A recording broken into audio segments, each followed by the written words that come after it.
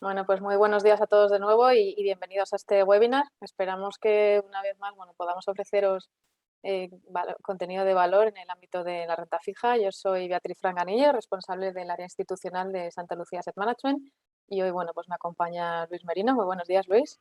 Muy buenos días, Beatriz. Muchas gracias por estar aquí de nuevo y muchas gracias a todos los que estáis conectados. Luis es responsable de renta fija y mixtos y fondos en la gestora. Y bueno, antes de nada agradecer vuestro tiempo, y hoy prácticamente pues agradece el doble por el revuelo que está habiendo en los mercados. Y precisamente por eso también pediros disculpas, porque en la presentación la hemos actualizado 2 o 3 veces, Luis, ya ni me acuerdo. Pero bueno, como Tenemos que veis, estar actualizándolo cada minuto porque la verdad es que como está con todo la tan volátil. velocidad a la que van los mercados, pues bueno, hay algún dato que igual se queda un poquito obsoleto hace una semanita, pero bueno, en algún momento teníamos que cerrar esta presentación, ¿no?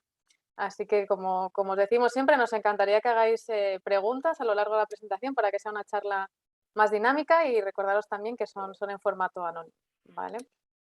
Y bueno, pues como ya sabéis, está siendo un año muy complicado para los gestores de renta fija, porque bueno, pues la verdad es que también para los inversores, y sobre todo para los inversores más conservadores. Así que por eso nos toca mojarnos, y aquí estamos con Luis para ello. Y porque si se quiere obtener rentabilidades positivas en este entorno que se ha vuelto prácticamente, bueno, pues muy hostil para los gestores de renta fija, que no son ni activos ni flexibles, bueno, pues me gustaría que vierais cómo nuestro equipo ha sido muy ágil en sus movimientos, y eso, bueno, pues yo creo que se ve cómo se comportó los fondos en años pasados, da pistas de la consistencia del equipo y de la generación de alfa, ¿no? Así que, bueno, pues yo creo que sin más, Luis, te doy paso para que nos cuentes cómo veis los mercados y cómo están posicionadas las carteras. Muy bien, pues muchas gracias, Beatriz. Recalcar un poco lo que ha comentado Beatriz, que encantado de que vayáis formulando preguntas sobre la marcha. Hay muchos temas. Ella lo va a coordinar un poco y entonces ella pues sobre la marcha me iría interrumpiendo. Encantado que me interrumpáis porque lo hace más dinámico. Entonces un poco, vamos a ver, a mí me gustaría plantear cómo vemos el mercado de manera más estructural, que es difícil, y qué variables, lógicamente, la guerra en Ucrania están afectando. Entonces, por un lado tenemos el ruido que puede durar, pero que puede tener impactos significativos, sobre todo en inflación, crecimiento, etcétera, pero que no deja de ser una variable muy del día a día que añade mucha volatilidad, ¿no? Entonces me gustaría diferenciar cómo vemos el mundo, que lo seguimos viendo igual que hace unos meses, con cambios, y luego hablamos del tema de la guerra, que seguro que hay muchísimas preguntas del tema de Ucrania. Aquí hemos traído esa portada que me ha hecho decir que esta era fake, pero bueno, me ha parecido que la auténtica es la de la derecha. Hemos puesto las dos para que luego no nos digan que hacemos fake. Bueno, entonces, antes de empezar con Putin, ¿vale? Yo os diría un poco cómo vemos, cómo vemos un poco el mundo, y luego ya vemos lo que cambia con el tema de Ucrania. Llevamos diciendo tiempo que estamos en una normalización. Llevamos diciendo tiempo que estamos en un proceso de reducción de liquidez y de tipos de interés más altos, ¿vale? Ya sé que puede sonar contradictorio con el movimiento que ha habido ahí, pero por eso digo que quiero diferenciar como algo más estructural del tema más del ruido. Este proceso viene como consecuencia de elevadas tasas de inflación. Las políticas monetarias tienen que normalizar después de casi, miramos el Banco Central Europeo, casi 10 años en tipos negativos. Y por lo tanto vemos una tendencia de que las tasas de inflación van a ser mucho más altas que las que hemos tenido en los últimos años. Los bancos centrales van a tener que endurecer esas políticas, aunque ahora con la guerra luego veremos que lo que va a haber es una ralentización a lo mejor de esa normalización, pero yo creo que no hay que perder de vista que estamos en una normalización. Y esto tiene pues una serie de consecuencias, ¿vale? Entonces, bueno, eso es un poco el panorama. Luego hablamos un poco más de bancos centrales, pero los bancos centrales, yo creo que la Fed, que hoy habla a las 4 Powell ante el Senado, va a mantener su línea argumental principal, porque cumple el objetivo de pleno empleo y porque tiene inflación al 7,5 y se le puede ir al 8, ¿vale? Ahora a las 11, que justo se ha publicado ahora, se publica el dato de inflación en la eurozona, no lo he visto, lo tiene por ahí, que se iba a acercar al 6, Con lo cual, la realidad es que nuestra hoja de ruta es, la Fed mantiene su hoja de ruta. Quizás no tenemos medio punto ahora en marzo, tenemos un cuartillo y quizás es un poco más gradual de lo que Bullard, por ejemplo, decía hace unas semanas, oye, pues hay que subir un punto de golpe. Vale, pues eso a lo mejor ya, pero va a seguir su hoja de ruta, que significa subir tipos y acabar con el QE. Tan pronto como el día 16 de marzo que se reúne. ¿Vale? En el Banco Central Europeo sí que yo creo que va a haber una ralentización de esa normalización por el tema de la guerra, porque afecta más a Europa. Entonces, es verdad que de descontar medio punto de subidas LCB, pues podemos ir a ninguna. Lo que no tiene sentido es que se te descuente bajadas como ayer te descontaba, el 2 años alemán. ¿Vale? Eso ya nos hemos pasado de frenada. ¿Vale? Entonces, pero sí pensamos que va a seguir esta hoja de ruta. Entonces, ¿qué impacto tiene el tema de, luego hablamos un poco más de bancos centrales, pero bueno, el tema de la guerra al final es un doble impacto, que es un impacto inflacionista, bueno, por supuesto el drama humano, que eso es evidente, y de una crisis geopolítica sin precedentes desde la Segunda Guerra Mundial. Pero un poco a efectos económicos es, oye, voy a tener más inflación, sí o sí, y voy a tener menos crecimiento, especialmente en Europa, por ramificaciones. El tema de bloquear a Rusia, yo creo que casi todos estamos de acuerdo, pero el problema de bloquear a Rusia y de hacer write-down de sus participaciones, bloquear espacio aéreo, bloquear SWIFT, etcétera, las consecuencias es que a Europa también le hace daño.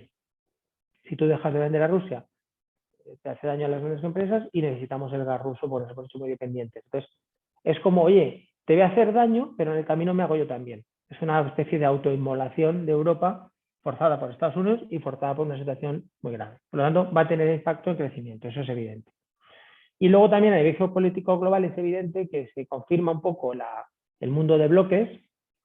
Para mí es un error estratégico, y aquí permítame un minuto solamente de geopolítica, no es el centro del tema, ¿no? Pero para mí es un error histórico de Putin, en el sentido de que Putin quería debilitar la Unión Europea y la OTAN, y con esta invasión lo que consigue es fortalecer la Unión Europea y la OTAN.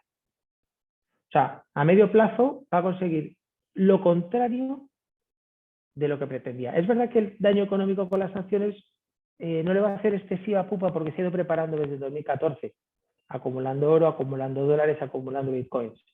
Creo que tenía el 20 y pico por ciento de los bitcoins outstanding. Pero es evidente que no va a conseguir los objetivos que pretendía. ¿Vale? Eso es un poco la conclusión. Lo que sí se confirma es un poco la política de bloques. Oye, Rusia, China, que se abstuvo el otro día en el Consejo de Seguridad de la ONU, y los sospechosos habituales, Irán, Venezuela, Corea del Norte. Luego hay gente que está un poco ahí gris, cuando se vote en la ONU, cada uno se va a retratar. Pero lo que está claro es que ahora me vale zonas ambiguas. O estás con los aliados de Ucrania o estás con los aliados de Rusia. Entonces esto geopolíticamente sí que es un tensionamiento de lo que sería la política de bloques. Y luego ya tensión militar y tensión nuclear, que esperemos que no lleguemos a esos. Entonces esto, la lectura de todo esto, bajo mi punto de vista, es pasos atrás de la globalización. Es decir, primero con el COVID nos dimos cuenta que dependíamos demasiado de China y por lo tanto es una vuelta atrás de la globalización hacia una localización. Los chips me doy cuenta que un 70% no puedo tener en Taiwán y los tengo que fabricar en Europa. El gas me doy cuenta que dependo demasiado de Rusia, tengo que cogerlo de Argelia, Estados Unidos, etcétera. Es decir, que tengo que diversificar primero por el COVID y luego por la guerra mis fuentes, mis aliados, mis socios. El problema es que los socios que tenemos, Argelia, Rusia, el tema energético, no son fiables.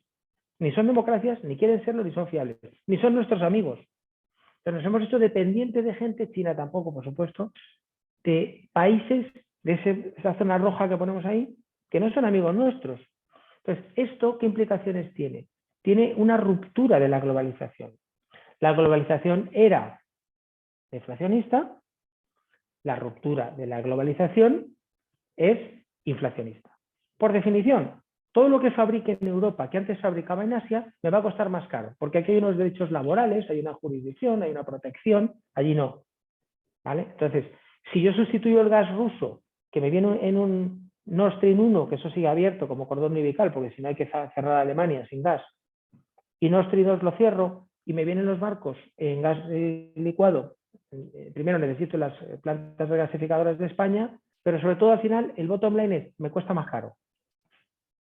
¿vale? Y además, bueno, pues ¿qué se hará? Es decir, al final gas hay suficiente. El problema es, oye, me va a costar más caro que tener el gasoducto. Entonces, como resumen, la ruptura de la globalización, primero por el COVID y luego por la guerra, es inflacionista.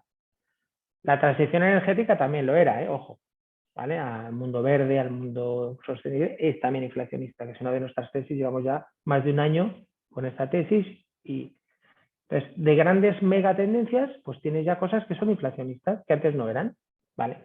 Entonces, eso cambia. Y enlazo con, oye, las políticas monetarias no pueden ser ultra expansivas con tipos reales tan negativos cuando tienes un cambio de paradigma. Entonces, aquí hay dos posibles, bueno, dos, aquí hay muchos escenarios, pero al final el escenario central, que es lo que un poco el mercado descuenta, es, oye, no sabemos cuánto va a tardar, pero el gobierno de Ucrania cae, hay un gobierno prorruso, tendríamos una Bielorrusia 2, ¿no? 2.0, o sea, un país marioneta en manos de Putin, ¿vale? Eso es un poco, y luego se vuelve a la normalidad. Y luego hay un escenario ya un poco más, oye, se atasca la guerra,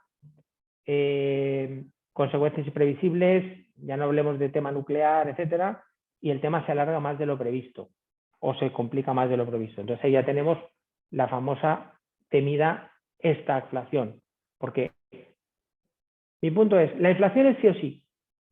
La duda es, si es breve, no traumático, el impacto en crecimiento es moderado. Si se atasca, se enquista, tenemos estagflación. Que ya tendríamos. Lo buena noticia es que partimos de crecimientos muy sanos, zonas de 4%, entonces todavía hay un recorrido largo hacia una recesión como consecuencia de esto. Es decir, que mi punto central es, oye, va a haber menor crecimiento con inflación, que es lo que algunos llaman stagflation. O sea, no stagflation, perdón, sería slowflation, algo así, slowdown con inflación. ¿Vale? Mi escenario central es más slowdown con inflación que recesión con inflación. Pero está por ver, ¿vale? Entonces, bueno, mercado ya sabéis lo que está pasando. Esto es una montaña rusa, pero básicamente es, oye, el año pasado hubo un bear market que empezó en bonos, hubo nichos como el high yield que lo hicieron más o menos bien, etcétera. Este año todo lo hace mal. Es verdad que ahora, ayer, los últimos días con la guerra, ha habido un rally muy importante otra vez de tipos, volviendo otra vez a, pero bueno, alguna vuelta en la zona del cero, etcétera. Pero yo creo que esa tendencia creo que va a continuar. ¿Por qué? Porque la inflación está ahí y va a seguir subiendo. En renta variable, pues bueno, no es el foro, pero bueno, también todos sabéis que después de un año muy buen año pasado, pues todo cae. Growth ha hecho un poco catch up a value y bueno, y Europa le ha hecho ahora últimamente peor que Estados Unidos, pero en general bolsas cayendo. Aquí tenemos un poco más de detalle, pues bueno, materias primas este año pues siguen crudo por encima de 100, lo que ya todos sabemos. El tema del dólar funciona un poquito como refugio, el tema del oro, bueno, activos un poco refugio, etcétera, etcétera, ¿vale?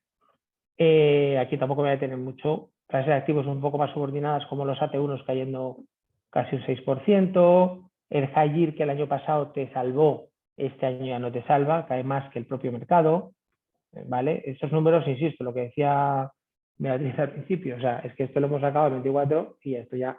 Pero bueno, sumarle un 1% a esto, más o menos que ha subido el mercado en un día, ayer, casi un 1%, bueno, pues de esa pérdida moderamos por un 1, así en números muy a lo bestia en el mundo de la renta fija. Bueno, entonces, ¿qué pasa en los mercados cuando hay inflación? Esa es la pregunta, ¿vale?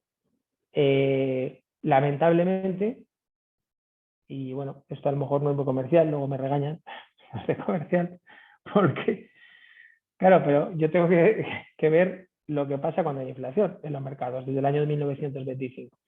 Entonces, cuando hay inflación, lamentablemente, lo hace mal la bolsa, lo hace mal los bonos. ¿Qué lo hace bien? Materias primas, metales, energía, oro y plata.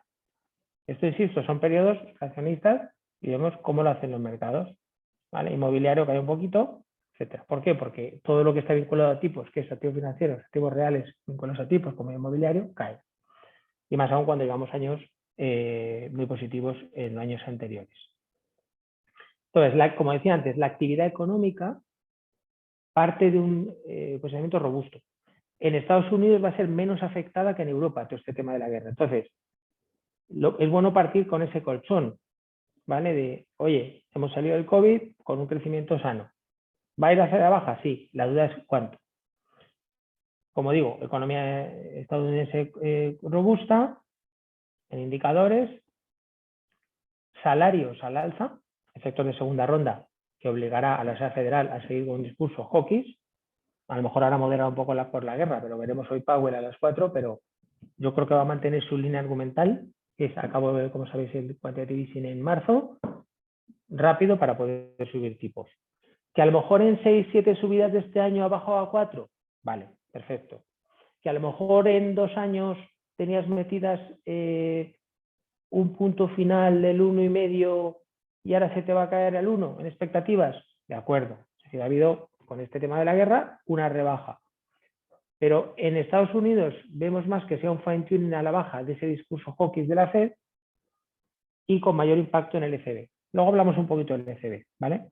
Pero en Estados Unidos tienes un mercado tensionado, un mercado laboral tensionado. Con lo cual los salarios están creciendo a tasas ya 4,5, etcétera, con lo cual la famosa curva de Phillips se está activando, etcétera. En Reino Unido, aunque es un caso un poco particular también por el tema del Brexit, también tienes vacantes sin cubrir y tensión salarial. Son mercados tight, que dicen, mercados laborales tight con tensión de salarios. Materias primas, ya lo sabemos. Esto, hoy se reúne también la OPEP, que por cierto se reúne con Rusia, se reúne con Putin, la OPEP. Estamos todos aislando, pero al final los que tienen que aislarles no le aíslan. Y van a decidir si probablemente incrementen algo de producción para intentar moderar el precio del petróleo, pero sin pinchar ese mercado que a todos los productores le va francamente bien, incluido Putin. Entonces, el precio del crudo por encima de 100, aluminio, CRB, etcétera. Pero si luego vamos a gas, pues ya lo sabemos, ¿no? El día de la invasión, pues un 40%, etcétera. Derechos de emisión CO2, esto no es Putin. Estos somos nosotros, los europeos, que hemos montado una cosa que dice que producir con hidrocarburos te va a costar cada vez más caro. Esto es un framework que hemos hecho en Europa. Insisto, o sea, antes de Putin, antes de todo.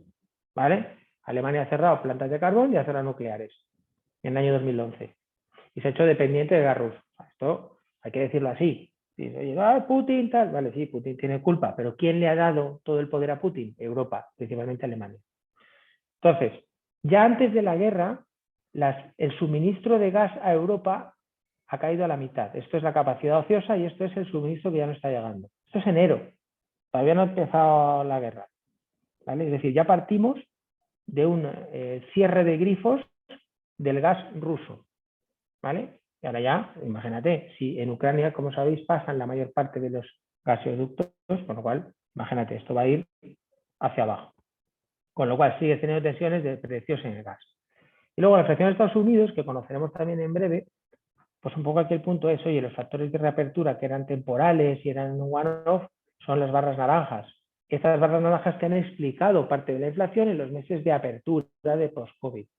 Actualmente, factores no reopening, es decir, más estructurales, explican la mayor parte, que es la barra azul, del crecimiento de la inflación en Estados Unidos. Y encima energía, que fíjate que en los últimos meses ya no te ha aportado mucho, eso se va a disparar. Con lo cual, la core, que es más estructural, hace catch up al dato, ya está en el 6, al dato general, y factores como energía van a aportar, y factores más estructurales a lo mejor, bueno, están ahí más neutrales. Por lo tanto, no es descartable que veamos inflaciones en zona del 8 en Estados Unidos, la Fed lo sabe y tendrá que actuar en consecuencia.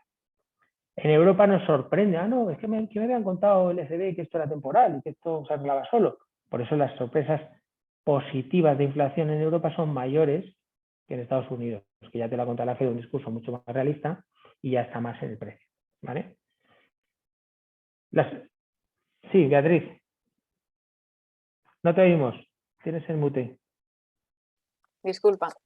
Mira, nos Me hacía la extrañaba que no hubiera pregunta. habido. Ahí hay Ahora preguntas, lo que pasa que, bueno, algunas las No, vamos no, dejando para el vale. final y ahora justo venía a colación de la inflación. Y es que, ¿qué expectativas manejas para para la inflación, tanto en Europa como en Estados Unidos? Y cómo crees que se va a acabar comportando a medio y largo plazo? Pues mira, ahora mismo se ha publicado, estoy buscando aquí en Bloomberg, es la inflación en Europa, por tener el dato. bueno, luego lo buscamos, pero vamos, estaban acercados al 6. Bueno, ¿cómo vemos el tema de la inflación? A ver, nuestra tesis inicial era que en este primer trimestre se iban a tocar techo en las inflaciones. ¿Por qué? Pues porque ya se iba a contrarrestar los conceptos interanuales, el famoso efecto base, donde te iba a hacer caer, en teoría, la inflación por aspectos más volátiles, pero que se iba a contrarrestar con efectos de segunda ronda, con lo cual, como salarios, etcétera. Entonces, veíamos unas inflaciones desacelerándose, pero veíamos que las inflaciones iban a estar todavía por encima de los objetivos del Banco Central, es decir, por encima del 2, ¿vale? O sea, veíamos inflaciones en la zona del 3 en Estados Unidos y en la zona del 2,5 en la zona euro, para finales de año. Pero eso era antes de la invasión, ¿vale? Cuando ya metes esta variable, pues ya vas a tener el 6. Me mojo, no he visto el dato. No sé si alguien lo tiene por ahí, lo puede mirar. Ahora te lo miro. Que justo se ha publicado ahora mismo, según empezamos la call, el dato de inflación en la zona euro, ¿vale? Se esperaba ya que se publique en la zona del 6, casi, 5,8 en esa zona. Bueno, si alguien lo tiene por ahí, que lo puede poner en el chat, y así nos informamos todos. Pero en cualquier caso, yo creo que esto, en principio, tiene pinta de que no vamos a tocar máximos en este primer trimestre y vamos a ver máximos más altos de inflaciones interanuales durante el año. Por lo tanto, los bancos centrales van a estar cada vez más lejos de sus objetivos. Entonces, el Banco Central Europeo, yo ya no sé qué versión creerme, ¿no? Primero nos dijo que era temporal, primero nos dijo que no había inflación estructural y que esto era, luego que era temporal, ¿vale? Luego nos dijo que, bueno, era temporal, pero parece que dura un poquito más de lo previsto. Cambió el discurso, ahora nos dice que son factores exógenos. Yo te voy a poner un poco el símil de yo tengo un fuego y tengo a alguien echando gasolina, Putin, etcétera, ¿vale? Pero es que tú estás con el fuelle. Entonces, es verdad que ahora la tesis, ¿no? Porque aquí van procrastinando, que dicen los guiris, ¿no? Es decir, no hago mi trabajo, tengo la inflación al 6, con el objetivo del 2, pero sigo buscándome excusas. Primero el COVID, luego que es temporal, se arregla sola, luego que... Ahora la última teoría es que son factores exógenos y que no puedo hacer nada contra ellos, como los cuellos de botella y como la energía. Y es verdad, hay parte de verdad en eso. Oye, es verdad que son efectos no controlables. Entonces ahora la nueva tesis Paloma, los Dobis, dicen, no, claro, es que no queremos cometer un policy mistake, como hizo Trichet en julio de 2008, 2 meses antes de quiebra de Lehman, que subió tipos por el petróleo, tal y cual. Entonces ahora un poco está calando ese mensaje. Pero mi punto es el siguiente. Tú no puedes hacer nada por factores exógenos, pero sí puedes hacer tu parte de factores endógenos. Tener los tipos reales negativos durante casi 10 años, evidentemente, no ayuda contra la inflación. Tienes desplegadas unas medidas tan sumamente expansivas, ¿vale? Que realmente simplemente normalizar, ¿vale? Pues ya significa que estás haciendo algo por tu parte, independientemente de que las variables efectivamente exógenas te van a aportar volatilidad. Y cuando digo lo que depende de ti es el programa de emergencia del COVID, que ya no hay una emergencia por COVID, y sigues manteniendo 120 billones comprando al mes, que nos has dicho que vas a acabar de comprarlo tan pronto como este verano, gradualmente entre marzo, junio y septiembre, ¿vale? Y también nos has dicho que primero tienes que acabar el quantitative easing antes de empezar a subir tipos, cosa que Reino Unido no ha hecho. Reino Unido ha subido medio punto por las mismas razones. Entonces, ¿cómo explica el ECB que Reino Unido suba tipos medio punto, que ya lo ha hecho, cuando también tiene factores exógenos? ¿O la inflación de Reino Unido no se ve incrementada por el precio de la energía? Sí, ¿no? Y también es una cosa que no controla los cuellos de botella, pero el Banco de Inglaterra, antes de acabar el quantitative easing, ha subido ya medio punto, porque considera que es una situación que requiere normalizar.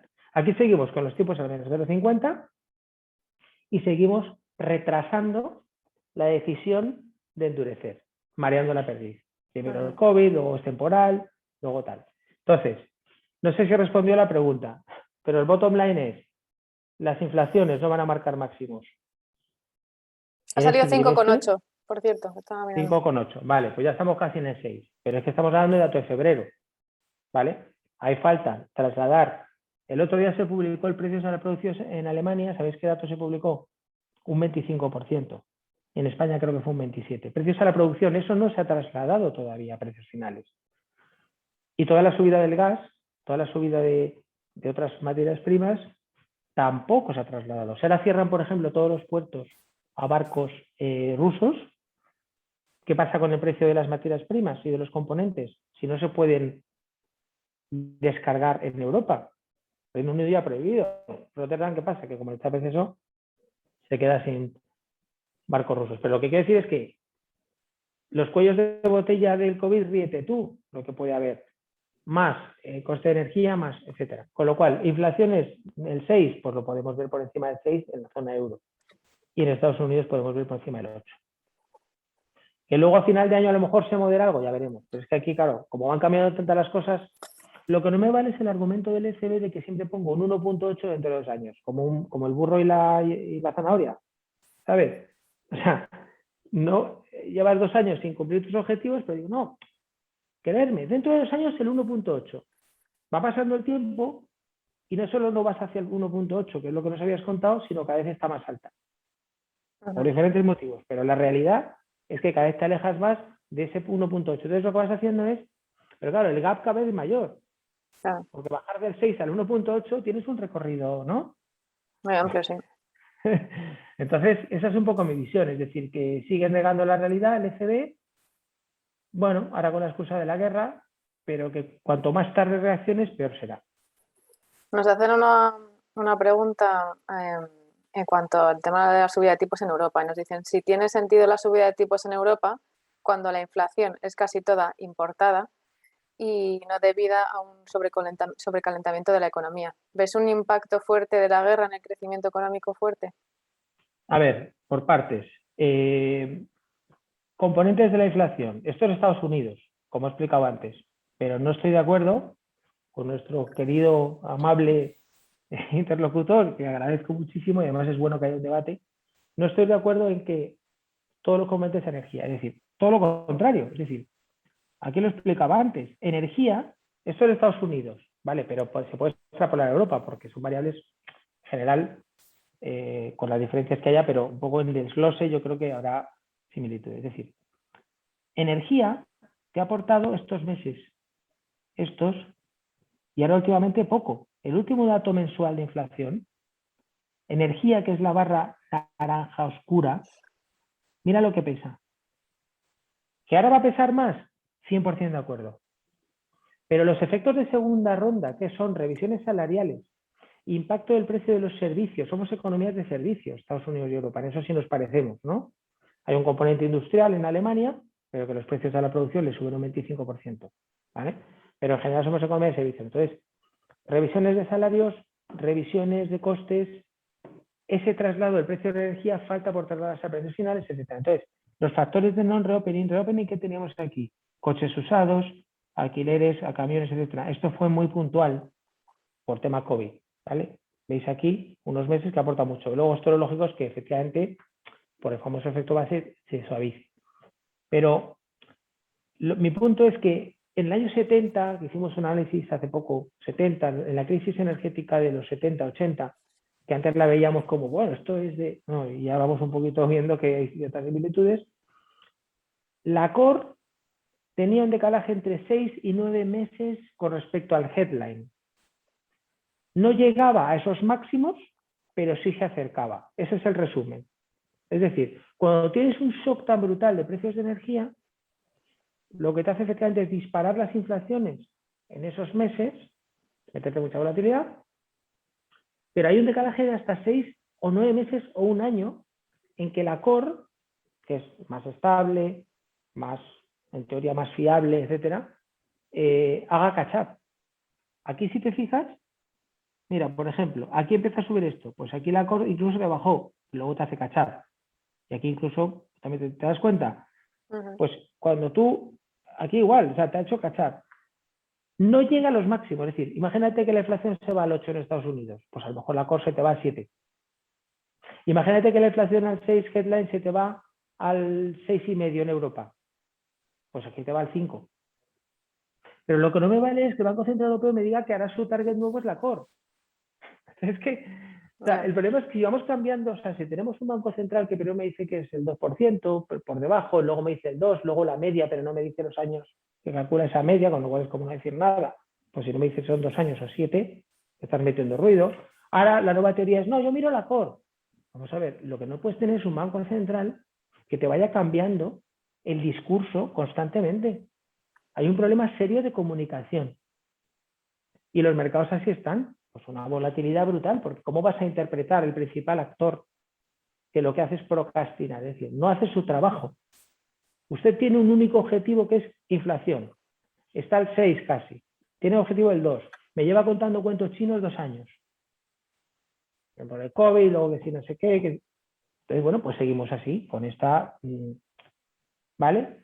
No sé, o sea, no sé si he respondido a la pregunta, pero la pregunta era, ¿componente energético? Yo creo que Pues sí, que componente sí. energético no está todo metido, bajo mi opinión.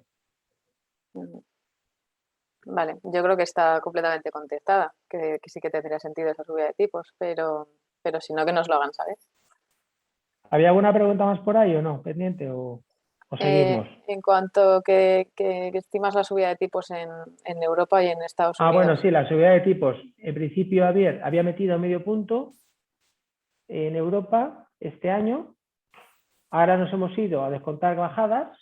O sea, hemos pasado de descontar hace 3 días medio punto a descontar bajadas. Yo mi opinión es que podemos tener una subida este año. Por lo tanto, a los niveles actuales, creo que nos hemos pasado de frenada, descontando casi bajadas. Eso en Europa. Estados Unidos, como he dicho antes, tienes metidas 6, 7 subidas este año y otras 6 o 7, es decir, que te ibas un poco a la zona del 1,5, 1,75, si miras los dots, un poco te apuntaban a eso, meter 1,5 puntos y a lo mejor ahora, pues un poquito menos. A lo mejor ahora podemos tener 3, 4 subidas este año de la Fed. Vale. Perfecto, pues muchas gracias, Luis.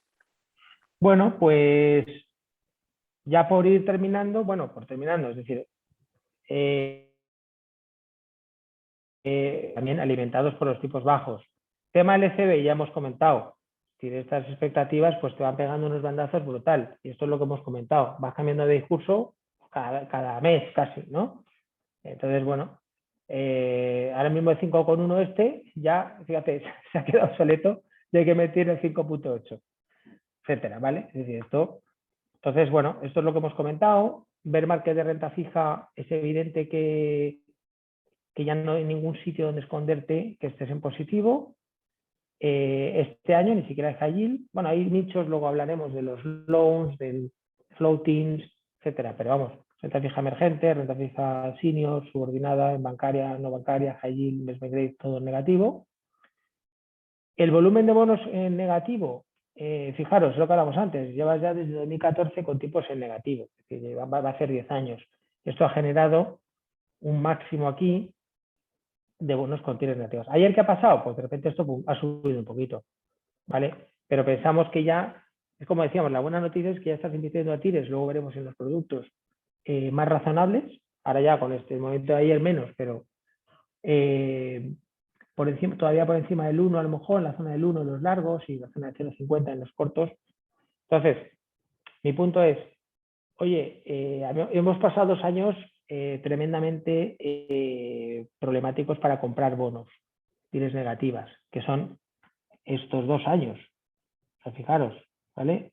O sea, 2021, 2020. O sea, aquí hemos estado con altibajos, pero con muchísimos bonos en tires negativas. Entonces, luego hablaremos del swap spread un poquito más adelante, que es muy importante. Es decir, el swap spread ha aumentado. ¿Eso qué hace? Pues hace más atractivo en términos de yield el crédito. ¿Vale? ¿Por qué? Pues porque la curva swap ha ampliado frente a las de gobiernos. Entonces, nosotros estamos más constructivos, por ejemplo, entramos intermedios cortos de nombres de calidad.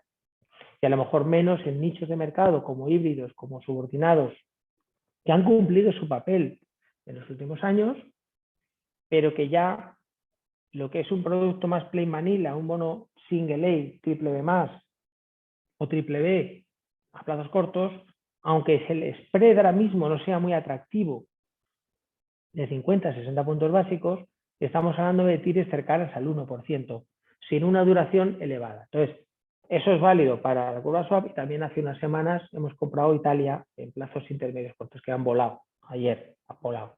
Entonces, te quiero decir que lo que es la materia prima de la cartera de renta fija sin una duración elevada, después de ayer menos, sí que empezamos a ser más constructivos por el tema de la operación de swap spread, ¿vale? Aquí lo estamos pintando en el 2 años, en el 5 y en el 10, ¿vale? Entonces esto, ¿qué es lo que hace? Pues más atractivo, como decimos, en términos de yield. O sea, un 2 años ya un swap spread en la zona de 0,50 significa que te estás comprando un bono que aunque te pague solo 50 puntos básicos de spread, que es muy poco, tampoco estamos pidiendo, ya estás en 1 de yield a 2 años.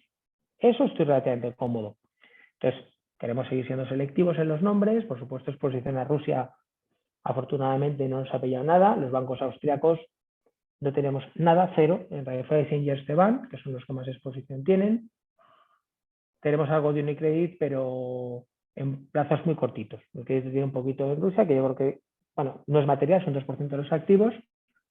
Me estoy adelantando porque igual alguna pregunta es, ¿qué exposición tenéis a Rusia? Pues ya lo cuento, ya me adelanto. Es decir, cero bancos austriacos, cero Commerzbank, cero, por supuesto, bancos rusos, cero renta fija emergentes, importante. Podríamos haber tenido renta fija emergentes cuando las yields eran atractivas.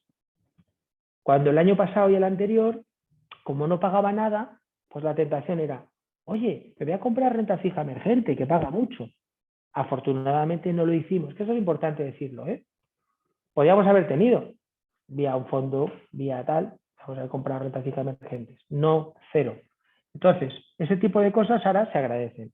Entonces, como digo, Unicredit con un 2% de activos, quizás se hace un write down de esa exposición que tiene Rusia, le pueden dar un poquito más a lo que es el equity, que ya le han dado, a los subordinados. Pero nosotros tenemos bonos muy cortitos ahí. ING tiene algo, tenemos una exposición mínima.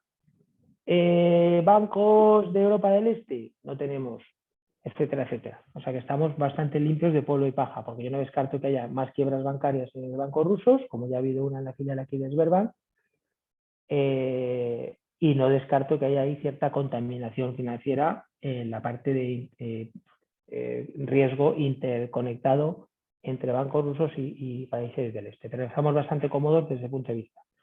Tema corporate estamos mirando también, por Renault, Volkswagen tienen algo manejable y tenemos ahí prácticamente nada tampoco. Algo de Volkswagen sí tenemos en plazos cortos, pero vamos, nada preocupante. Con lo cual, bueno, he metido aquí un pequeño paréntesis de exposición a Rusia porque es una pregunta típica y lógica que deberíais haceros. Oye, ¿qué exposición tienes a Rusia? Prácticamente nada. Yo hablaba de las tires estas, pues son nombres de calidad, ¿vale? No sé si tenemos alguna pregunta por ahí, Beatriz. Hola Luis, sí, justo nos estaban preguntando el tema de emergentes y si teníamos alguna posición en China también, aparte de Rusia. Adelantado. Fíjate, os voy a poner un ejemplo. No solo no tenemos nada en China, sino que hay un banco portugués que se llama BCP, Banco Comercial Portugués, que aparentemente dices, bueno, es un banco portugués. Simplemente resulta que es un holding que pertenece a un holding chino. O sea, fijaros un poco dónde puede estar. Por poner un ejemplo, ¿eh? Entonces, cero exposición a China. Es más, tuvimos hace años, me acuerdo, un bono de HSBC que dice, oye, fuera, no quiero saber nada, aunque sea directa, o Standard Chartered, por ejemplo. Bancos ingleses con exposición a Asia, cero. Bancos austriacos, cero. Emergentes, cero. ¿Qué más? Divisa, pues mira, hicimos una pequeña incursión hace 2 años, un poquito de dólar, que luego hablaremos cuando hablemos de producto, ¿no? Ganamos, nos salimos tal, cero exposición a divisa, aunque podemos tener hipotéticamente hasta un 5 en los fondos de renta fija, cero divisa. Es verdad que el dólar se ha fortalecido mucho con este risk-off, risk-off que se ha fortalecido, entonces, oye, pues hubiera... Pero no es nuestro negociado. Es decir, ni entrar en divisas, ni entrar en emergentes, ni entrar en China. Nuestro negociado es intentar gestionar la duración y el riesgo de crédito de la manera más eficiente, diversificar mucho la cartera, comprar nombres de calidad que conozcamos bien, y si hay que venderlo, se vende. Es decir, si algún tema, por lo que sea, oye, pues he comprado esto y bueno, no estoy cómodo. Como estoy diversificado, no va a hacer nunca mucha pupa si vendo, salvo que esté distrés, que no es ningún caso, afortunadamente. Yo no descarto un default de Rusia, de hecho es casi ya un hecho consumado cuando Putin prohíbe pagar cupones a extranjeros, es decir, que esto ya es un hecho, no estoy descubriendo nada a la audiencia, nada nuevo. pero quizá no todo el mundo lo tiene contado. Los que ya peinamos algo de canas, en el año 98 hubo un default de Rusia, ¿vale? Tuvo un contagio importante a emergentes y al resto del mundo. Los bancos rusos no se pueden financiar, el Banco Central ruso tampoco. Ojo, podemos tener ahí un problema financiero serio. Mientras estemos fuera de eso, pues puede haber ruido, pequeños daños colaterales, pero no quiero estar en nada que tenga exposición ni a bancos ni a corporates rusos, aunque pudiera indirectamente. Vale. Luego nos preguntan también, ¿por qué cree que un QI que no ha generado inflación en 10 años está produciendo esos picos de inflación ahora? ¿Qué es lo que ha cambiado respecto a hace 5 años donde teníamos expansión monetaria respecto al movimiento actual? Muy buena pregunta. Es decir, llevamos un QI de casi 10 años, bueno, menos, 5, porque primero bajamos tipos y luego el QI, y eso lo que ha evitado es una deflación, que ya se nos ha olvidado, ¿no? Japón estuvo 10 años luchando contra la deflación.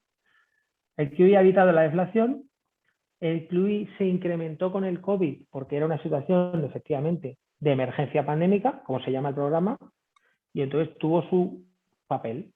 Oye, y en ese aspecto creo que fue bueno, porque cuando llega el COVID, se colapsa, se para el mundo, pues oye, tienes ahí un comprador de última instancia que te compra los bonos cuando el mercado se rompió en marzo 20. Vale, perfecto.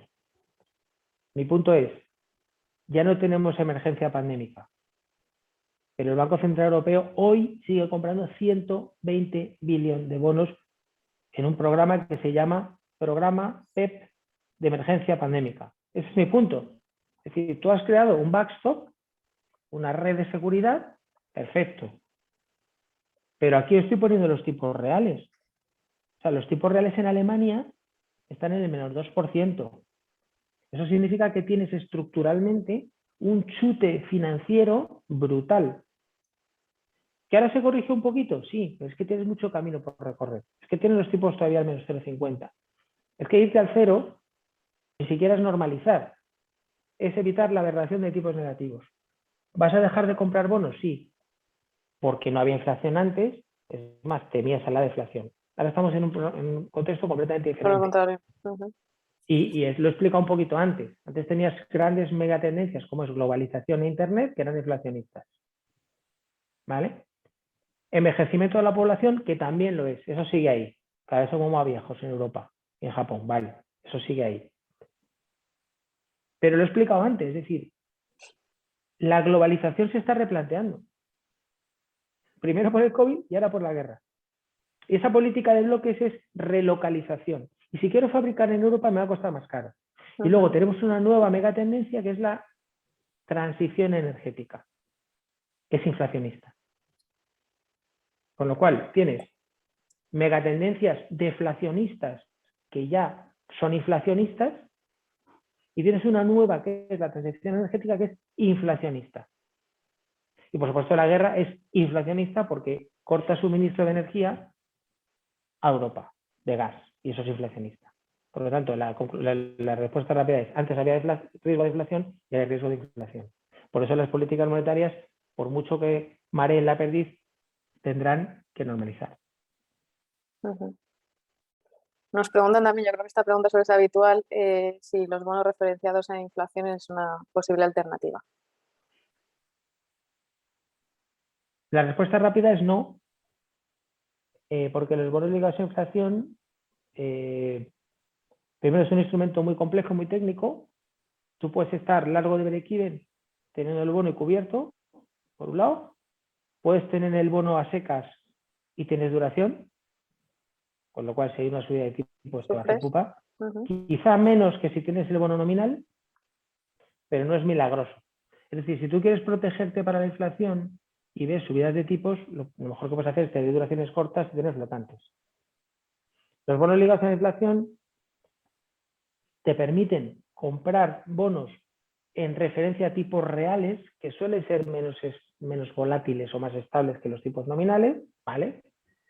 Y te permite tener una pequeña protección porque la duración efectiva comparable de un bono ligado a inflación para 10 años es menor que la duración efectiva de un bono nominal a 10 años. Y por lo tanto, desde ese ángulo, pues puedes decir, bueno, pero para mí la respuesta rápida es no. Los bonos ligados a la inflación no te protegen de la inflación, porque si suben los tipos pierdes dinero.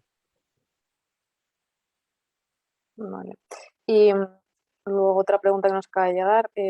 Con este outlook de inflación y de subidas de tipos, unido a que apenas ha movido el Euribor, referencia para los flotantes que suelen tener fondos de renta fija a corto plazo, ¿qué sentido tiene tener un fondo de renta fija?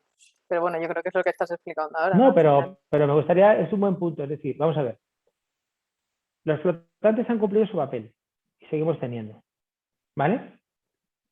Pero como he dicho antes, estamos transformando vencimientos y bonos flotantes por bonos a tipo fijo en tramos intermedios y cortos. Y eso sí que tiene valor, porque insisto, te estás comprando un bono al 1% con una duración muy bajita, a tipo fijo. Ujú. Con lo cual, el ejercicio que hay que hacer es haber tenido flotantes cuando ha habido sell-off y construir duración switchando flotantes por tipo fijo en la medida que la curva swap, como he explicado antes, el swap spread incrementa, amplía y ya estás comprando a yields más atractivas. Entonces, ¿tiene sentido un fondo de renta fija? Tiene sentido en una cartera conservadora siempre, porque nunca vas a tener todo en renta variable. Eso punto número uno. Segundo, tienes que tener un activo con un drawdown menor que la renta variable, por definición. Te hablo ya de concepto renta fija, Sí, de no te digo diversificación. fondo u Ujú. otro. Y luego lo que tienes que hacer es tener un fondo con gestión activa, como ha comentado Beatriz. ¿Por qué? Porque, bueno, un tío que haya estado el último año gestión pasiva duración 8, pues lleva un palme de un 4%. Que a lo mejor no se lo esperaba, pero ya lo lleva. ¿Que ayer ha recuperado un 1? Sí, vale. Vamos a ver cuánto dura mientras dure la guerra. Entonces, la renta fija es un componente de las carteras esencial, nos guste o no. Los últimos 2 años hemos pasado a la transición de desierto donde teníamos que comprar a tires negativas, pero ya no es tanto así. Y también para la liquidez de las carteras, ¿no? Que en muchos casos las cuentas corrientes pues, nos están detrayendo ese -0,4, -0,5, ¿no? En las entidades financieras, con lo cual pues, son alternativas, lo que decías tú, ya un cero ya estamos en terreno positivo, ¿no? De más de ese -0,40. Así que si te parece, Luis, Vale, pues para seguimos acabar la avanzando. Entonces, presentación. bueno, pues ya Ujú. acabamos. Las primas de riesgo, pues bueno, tampoco me voy a extender mucho. Las curvas, bueno, aquí poníamos relación entre los backlogs y los bond yields, que yo creo que se deben de juntar en un punto más o menos intermedio. Y luego las coberturas, pues bueno, que hemos hecho coberturas dinámicas durante estos últimos años, etcétera, etcétera, ¿no? Con Treasury, con Gilt, bueno, ha tenido su momento, etcétera, etcétera. Bueno, por no extenderme mucho más. Y el crédito, pues bueno, tenemos una visión cauta, vamos más hacia la calidad, creemos que, bueno, puede haber un repricing de los spreads moderado, pero también estás invirtiendo a yields más atractivos. Entonces hay un pequeño ahí migración de, como decía antes, de puro spread con un flotante, a lo mejor ya buscando más yield, ¿no? Y luego en términos de relative value, pues nos gusta más lo que sea triple D o single A's que lo que es el doble A. El doble A aquí esto es cero, es decir, paga igual un doble A que un triple A. El valor de escasez ha hecho totalmente absurdo esta zona de máxima calidad. Y ya la zona de triple B y la zona de single A, pues bueno, en términos relativos más atractivo. Luego aquí he puesto un poco tema de bancos americanos, que estamos positivos, etcétera. Y ya por resumir, pues eso, un poco lo que hemos venido comentando. Posicionamiento es cortos de gobiernos, una gestión dinámica, instrumentos como flotantes versus tipo fijo, que ha funcionado bien, es lo que decimos que ahora estamos migrando, financieros versus corporativo. Luego hay nichos de mercado como el CLOs, que hacemos a lo mejor a través de algún fondo, fondos de préstamos tenemos ahí alguno, eso más en el mundo de pensiones, más que en el fondo de inversión. Backend elevados, o sea, bonos que reduzcan su extensión risk, etcétera, etcétera. ¿Vale? Y así te parece, Beatriz, comentas un poquillo la gama, si quieres. Fenomenal. Bueno, pues para todos aquellos que no conozcáis la gama, os recordamos un poquito, tenemos, bueno, el equipo de Luis gestiona estos 3 fondos de inversión, además de luego unos planes de pensiones. En fondos de inversión, bueno, pues digamos que es el hermano, cada uno es el hermano mayor del siguiente. Renta fija a corto plazo, que es un fondo, bueno, pues que puede tener duración hasta 12 meses, aunque normalmente, bueno, pues estáis más entre el 0,7 y el 1, ¿no? Es un fondo que, si recordáis, antes se llamaba Santa Lucía Renta Fija 02, por si lo habéis visto nombrado, así que lo identifiquéis, que es exactamente el mismo, que modificamos el folleto en octubre del 2020, creo recordar. Luego Santa Lucía Renta Fija, que puede tener más flexibilidad en cuanto tanto a riesgo de crédito como por duraciones, puede tener de 0 a 8 años. Y luego Renta Fija Dinámica, que es un fondo, bueno, pues mucho más flexible, porque incluso puede ponerse negativo en duración, aunque de momento, corrígeme Luis, no lo habéis hecho, no lo habéis tenido que hacer, pero sí que está esa posibilidad por folleto. Y luego, bueno, pues tenemos remarcadas, bueno, ahí tenéis las duraciones actuales y las duraciones de crédito. Y bueno, queríamos remarcar también las TIRs actuales, que después de lo de ayer han debido reducirse un poquitín, pero bueno, simplemente pues deciros que es una buena oportunidad de entrar en este tipo de productos siempre que lo necesitéis, tener una alternativa en cuanto a la liquidez o a la parte más de corto plazo, pues tener un TIR de un 0,60 a vencimiento actual, pues hoy es una oportunidad para, frente a esas cuentas corrientes que hacíamos antes, o frente a esa liquidez que nos quita rentabilidad, ¿no? Y los que, bueno, los inversores que ya han estado invertidos en el fondo, pues también comentaros que de cara a los próximos meses, pues también tenemos esas tires. En cuanto a divisas, como decía antes Luis, ahí tenéis los máximos. Hubo una emisión, creo que fue Morgan Stanley, que hubo en dólares hace unos meses, pero que, bueno, pues ya se tomó beneficios y se vendió. Y luego, bueno, pues ahí tenéis los rating medios, que suelen ser Investment Grade, de riesgo en CNMV, que este fondo concretamente antes era 1, antes de marzo del 20, y ahí, bueno, pues todo el segmento pasó prácticamente por encima del 2. La volatilidad, pues muy contenida, con estos últimos 2-3 días quizá. Sí, ahí de sacar ese 0,30 que con los volátiles que están en los mercados es baja. Y bueno, por patrimonio es un fondo de 250 millones que también, bueno, pues yo creo que le ofrece esa flexibilidad también al equipo gestor de acceder a diferentes emisores y emisiones que fondos muy, muy grandes pues lo tienen mucho más complicado, ¿no? Son fondos con bastante historia y track record. Luis se incorporó al equipo en el 2018 pues para darle más dinamismo, porque antes eran fondos, bueno, pues un poco más estáticos, incluso en corto plazo hace pues casi 10 años era prácticamente un fondo tesoro, y ahora, bueno, pues Luis se incorpora para hacer más dinámica la gestión y esa gestión activa que se está viendo en resultados. También recordaros que es un fondo 5 estrellas. 5 estrellas, pues como ya todos sabéis, estamos dentro del 10% de mejores de la categoría a nivel de Europa. Y bueno, Santa Lucía Renta Fija y Renta Fija Dinámica también nos han dado 4 estrellas en los últimos meses, que incluso pues oye, yo creo que tiene más valía en este tiempo, ¿no? Recibir esa estrella de más. Entonces estábamos en 3 estrellas. Y bueno, pues comisiones también muy reducidas que también ayudan a estos tiempos complicados el tener una comisión más bajita, ¿no? Y que no reste menos a la hora de generar esa rentabilidad. Y en las siguientes diapositivas tenéis, bueno, pues la forma de gestionar del equipo. Bueno, aquí el gráfico, ahora te dejo a ti comentarlo, Luis, y simplemente por deciros que, no alargarme más, tenéis toda la documentación al final, tanto por fondo como, bueno, pues por política de inversión. Y bueno, pues que si tenéis alguna duda ya sabéis dónde estamos. A mí, si me permites, muy ya para acabar, Santa Lucía Renta Fija a corto plazo, un poco en los últimos años, esta es la evolución que ha tenido el fondo. Aquí tenemos comparables desde BlackRock, Natixis, hasta fondos de grandes gestoras, etcétera, ¿vale? Aquí tenemos los comparables de corto plazo. Entonces, un poco aquí para mí el éxito de este producto, que te lo premia las 5 estrellas, que como sabéis es primer decil en 3 años, y las 4 primer cuartil en 3 años, es que en diferentes contextos del mercado, es decir, el año 19 tuvimos un bull market, después de, acordaros, el último trimestre del 18 que cayó todo. Entonces, en bull market, el fondo lo ha hecho mejor que su competencia. Esto es el COVID. El COVID no esperamos nadie, fue un shock. Pero bueno, en el COVID este fondo fue de los que menos cayó, hubo fondos que cayeron un 4 o 5%. En recuperación post-COVID, pues este no solamente tiene un drawdown menor, sino luego en la recuperación recupera más. Luego aquí ha sido la fase esta transitoria que decimos de tipos negativos, donde hay que buscar por debajo de las piedras bonos cortos que te pagaran algo, pues a través de pagarés o a través de bonos un poco más de nicho, etcétera, etcétera. Y ahora aquí en esta última corrección, pues bueno, ha caído menos que... Entonces, eso, la única manera de poder hacer eso es con gestión activa. O sea, si tú no haces una gestión activa, no haces cobertura, es decir, o buscas nichos de mercado, etcétera, es imposible. ¿Vale? Entonces, este fondo, para, como decíamos, una TIR de 0,50 con un coste de 0,10, tienes un 0,40 neto de TIR. Eso no lo tenías antes, porque las TIRs eran negativas. Entonces, un poco el contexto ahora mismo empieza a ser algo más favorable para la renta fija, en el sentido que las TIRs comprables son algo más favorables que los últimos 2 años. Fenomenal, Luis, pues yo creo que muy completo. Estábamos dando un poquito unos minutos para ver si había alguna pregunta. Por ahora no hay más preguntas. En cualquier caso, si tenéis alguna pregunta, nos la podéis enviar por correo y os la contestamos.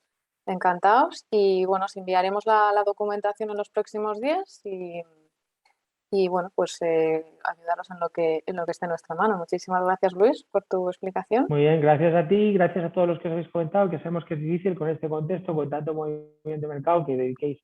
Gracias por dedicarnos vuestro tiempo y estamos abiertos, por supuesto, a alguien que quiera profundizar, hacer una call en directo de, oye, pues quiero ver el detalle, quiero ver la cartera, quiero ver lo que queráis.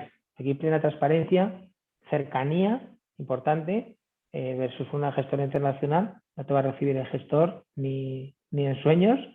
Bueno, algunos sí, a ver, algunos se recibirá, pero no creo que viaje mucho o con coles, etcétera, pero bueno, lo que queremos decir es que tenemos una transparencia y una cercanía, Sí, que es lo bueno de aprovecharla, ser gestora nacional, ¿no? Que estamos más cerca. aprovecharla. Si alguien quiere profundizar, pues encantado, nos reunimos y explicamos lo que sea.